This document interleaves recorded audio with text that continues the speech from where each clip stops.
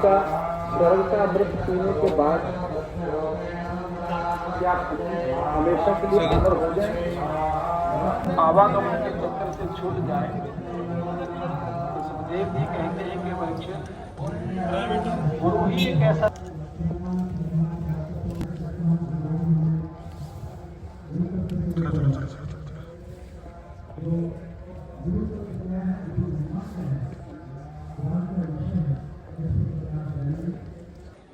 जब गुरु की कृपा होती है तभी ऐसे महान संतों के दर्शन प्राप्त होते हैं।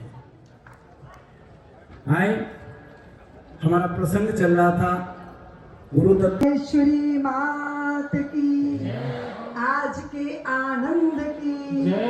ओम नमः पार्वती पतये, हर हर महादेव। हर इस दिशा में दादाजी इशारा करते हैं। मुझे परम सौभाग्य मिल गया मेरी यात्रा से पहले इतने अद्भुत संत मंडल का दर्शन करने का। आप भी बहुत सौभाग्यशाली हैं।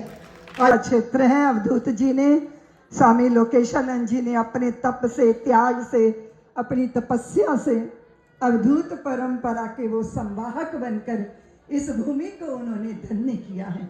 पूज्य संत महापुरुष चर्चा कर रहे हैं कि अगर गुरु मिल जाए तो क्या होता है। गुरु मिल जाए तो कौए हंस बन जाते हैं। गुरु मिल जाए तो देहाध्यासी ब्रह्म भाव में स्थित हो जाता है।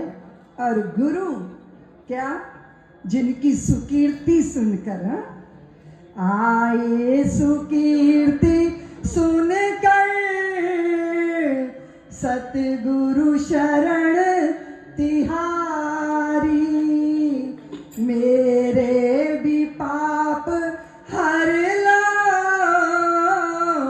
हे पाप पुंज हारी।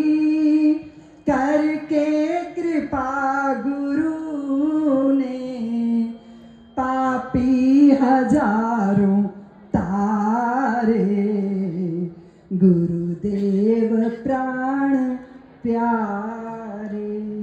और जो ये कहता है पूरा गुरु मिल जाए, अरे पूरा गुरु मत तलाशो, पूरे शिष्य बन जाओ तो सारी सृष्टि आपके लिए गुरु तत्व के रहस्य का जो है बोध करा देगी। वो रहस्य आपके लिए रहस्य नहीं रह जाएगा।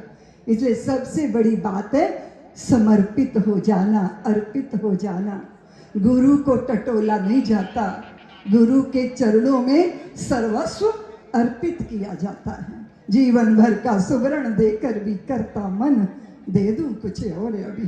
तन अंगीकार करो, मन स्वीकार करो, लोभ मोह छोह लेकर प्राण निर्विकार करो। प्रतिपल प्रतियाम दूं, सवेरे दूं, शाम दूं, जप तप पूजा प्रशमन देकर भी करता मन, दे दूं कुछ और अभी। भक्ति भाव अर्जन लो, शक्ति साध सर्जन लो, अर्पित है अंतर मन, अहम का विसर्जन लो। स्वप्न ले लो, जागरण ले लो, चिर संचित श्रम साधन देकर भी करता मन, दे दूं कुछ और अभी। क्या देना, पुष्प लाते हो ना, पर सदगुरु के चरणों में ये सुंदर मन को सुमन बनाकर अर्पित करना। नारियल तो चढ़ाते हो ना, वो सूखे नारियल, वो नारियल चढ़ा के गुरु जी को, और जब वो बहुत नारियल हो जाती है ना तो बोरियों में भरकर वो दुकानदार के यहाँ पहुंचा दिए जाते हैं। फिर वहां से तुम लेके फिर दोबारा वो सूखे नारियल बेचारे 84 लाख योनियों में भटकते रहते हैं। नारियल अर्पित करना बड़ी बात नहीं है। ये जो अहम से भरा मस्तिष्क है, ये जो बुद्धि है, इसे सदगुरु के चरणों में अर्पित किया जाता है। तो गुरु क्या करते हैं, अभी पूज्य संत बता रहे थे कि वो भय भय भय भय भय भय करता है, दहाड़ने वाला भय भय करता है। क्यों? क्योंकि वो नन्हा था ना, तो भेड़ों के रेवड़ में शामिल हो गया था शेर, लेकिन भेड़ों में ही पला बढ़ा और भेड़ बन के भय भय भय करता है। दहाड़ना भूल गया, अपना स्वरूप भूल गया, अपने अस्तित्व को भूल गया। तो गुरुदेव अगर मिल जाए तो क्या करेंगे? क्या करेंगे? और भेड़ों के रेवड़ में इतना बड़ा शेर घसर पसर करता, ये कैसे चल रहा है? एक की दृष्टि पड़ गई। किसकी नजर पड़ गई? शेर की नजर उस भेड़ बने शेर पर पड़ गई। तो पकड़ा उसका टेटुआ, गर्दन से पकड़ा।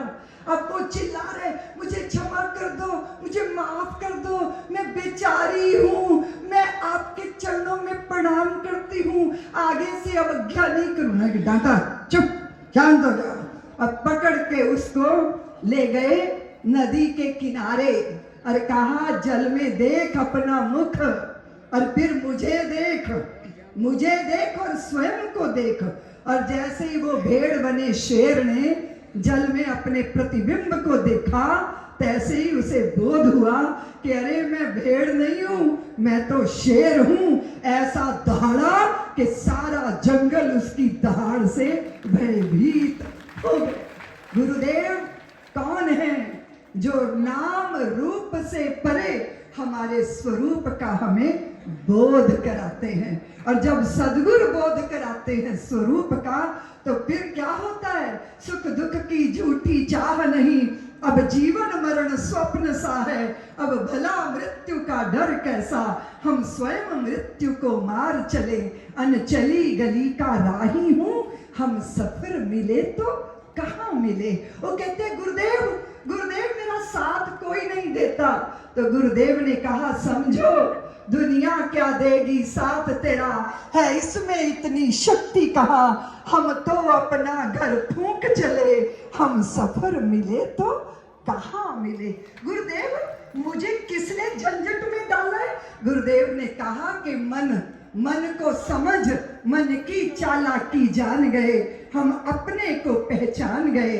अब फानी को तो फना किया, लाफानी से जा गले मिले, अनचली गली का राही हूँ, हम सफर मिले तो कहाँ मिले। सतगुरु की जिन पर कृपा हुई, उनको तो सीधी राह मिली, पग पग पर मंजिल प्यार करे। हम सोचते हैं ना, चलेंगे तब मंजिल पाएंगे। गुरुदेव कहते हैं, दरअसल मंजिल वही थी, कदम उठा था जहां से पहला, जहां तू है जहां वही तेरी मंजिल है, पर तू कौन है इसका बोध अर्जित कर। इसीलिए देहाध्यास से मुक्त होकर गुरु स्वरूप में स्थित कराते हैं। इसलिए सद्गुरु जैसा कोई उपकारी, बोलो ना, माँ पिता जन्म देते हैं मरने के लिए, लेकिन गुरुदेव दोबारा जन्म देते हैं, द्विज बनाते हैं, मरने के लिए नहीं, अजन्मा का बोध कराने के लिए। ऐसे महापुरुष संतों को पाकर आज आप धन्य हुए हैं। मैंने सुना बहुत सारी देवों की यहाँ प्रतिष्ठा हुई है, होगी, और शतचंडी महायज्ञ चल रहा है। पूरा भारत यज्ञ के धूम्र से सुरभित हो, सनातन की जय जयकार हो, गुरु परंपरा पोषित हो। ये जो नोट गिनने वाले सैलरी के और चेले उनके खोपड़ी पे तबले बजाते हैं, ये गुरु शिष्य परंपरा नहीं है, ये गुरुकुलों में होती है गुरु शिष्य परंपरा, जहाँ सद्गुरु अपना सर्वस्व देते हैं और शिष्य भी अपना सर्वस्व देता है, और दोनों के मिलन से परमात्मा घटित हो जाता है। ऐसी सुंदर परंपरा सनातनियों की परंपरा है, हम उसका आधार लें। आप लोग भाग्यशाली हैं, बाबा जी का दर्शन कर रहे हैं, संतों का दर्शन कर रहे हैं। मैं ज्यादा बीच में बाधा नहीं बनूंगी, इतना ही निवेदन करूंगी। बहुत बार कभी कभी लगता है कि हमारे जैसे तो है, हमारे जैसे खाते हैं, हमारे जैसे पीते हैं, हमारे जैसे तो सो जाते हैं, उनको भी तो वस्त्र चाहिए, उन्हें भी तो भूख लगती है, और चेला बदमाशी करता है तो उनको भी तो गुस्सा आता है। ये हमारे ही तो जैसे है, वो हमारे जैसे दिखते हैं, पर हमारे जैसे क्या फर्क है? गुरु में, संसारी में और ज्ञानी में क्या फर्क है? तो बहुत पीछे पड़ गई। यहाँ बहुत सारे किसान बंधु बैठे हैं, वो बहुत पीछे पड़ गई कि इस बार की फसल आएगी तो मुझे 10 तोला सोने के गहने चाहिए ही चाहिए। उसने कहा, देवी अगले वर्ष के बीज की व्यवस्था करनी है, जो कर्जा लिया है वो उतारना है, 10 तोला सोना मैं कहां से लाऊंगा? वो पीछे पड़ गई, पत्नी कलह कंठी बन गई। उसने कहा जिंदगी हो गई तुम्हारे पीछे जूतियां चटकाते, अब नहीं मानूंगी।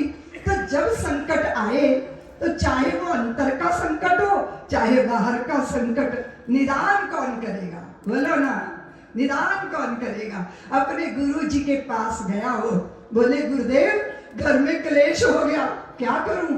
गुरु जी ने युक्ति बता दी, बहुत प्रसन्न हुआ। 10 तोला सोने के गहने लेकर आया, पत्नी को पहनाए। वो पहन के बहुत प्रसन्न है। पति ने कहा सुनो, दुनिया को मत बताना, चोर लुटेरे सब लूट लेंगे, किसी को नहीं कहना कि 10 तोले सोने के गहने आए तेरे पास। उसने कहा मैं पागल थोड़ी हूँ जो मैं लुट जाऊं, बहुत समझदार हूं मैं। बहुत दिन तक तो बच्चा बहुत कोशिश करती रही, ना बताऊं ना बताऊं ना बताऊं, लेकिन बहुत मुश्किल है देवियों बात पचाना थोड़ा। बोलो ना। अब पड़ोसन को बुलाया, कहा सुनो तुम तो मेरी हो, अपनी हो, है ना, तुमसे क्या छुपाना, है ना।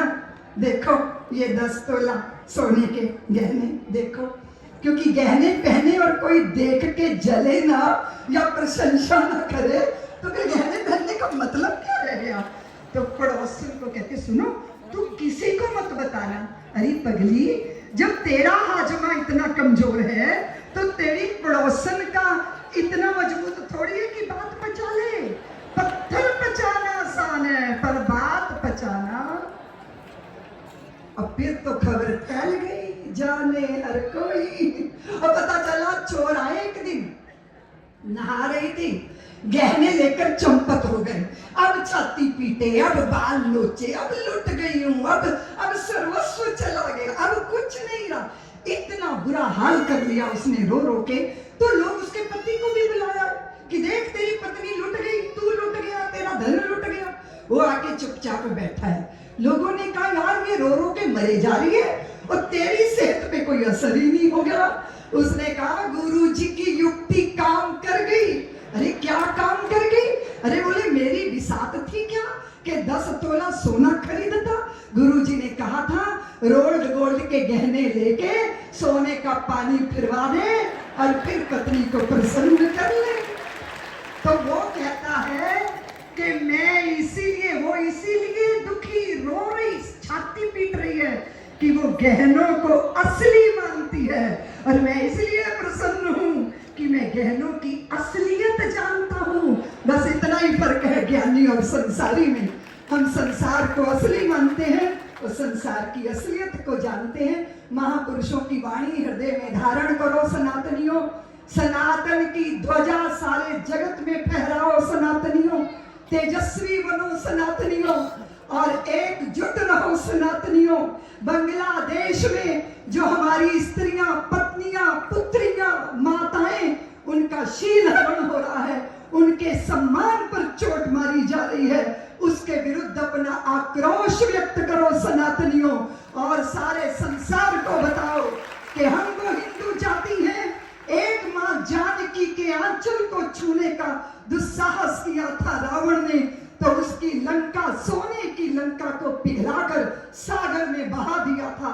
सारे संसार को बताओ सनातनियों कि हम वो हिंदू हैं कि एक द्रौपदी के केश पकड़कर दुस्साहस किया था दुशासन और दुर्योधन ने, उसके लिए महाभारत रच दिया गया था। सनातनियों की स्त्रियां भोग्या नहीं है, बच्चे पैदा करने की मशीन नहीं है, वो गृह लक्ष्मी है और गृह लक्ष्मी के सम्मान पर आंच नहीं आनी चाहिए। इसलिए आपको मौन रहने की आदत है, वो अच्छा नहीं है। अपनी पीड़ाओं को अभिव्यक्ति दो, अपनी वेदना व्यक्त करो, नहीं तो इस देश में भी ऐसे हालात पैदा होंगे कि आप अपने आप की रक्षा नहीं कर पाएंगे। इसलिए मैं सोचती हूँ कि संत के चरणों में जो बैठ गया उसको भय होता है क्या? बोलो बोलो ना।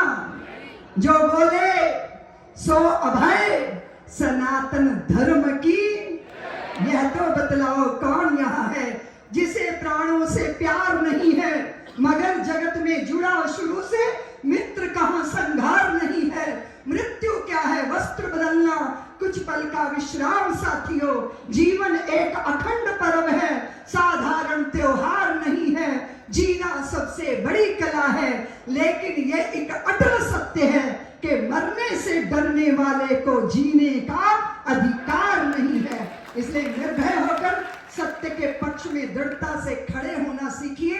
मैं इतना ही निवेदन करती हुई, बाबा जी को प्रणाम करती हुई, अवधूत जी की तपस्या का वंदन करती हुई, संतों को नम्र विनम्र निवेदन चरणों में प्रणाम करती वाणी को विराम देती हूँ। जय भारत, जय श्री राम।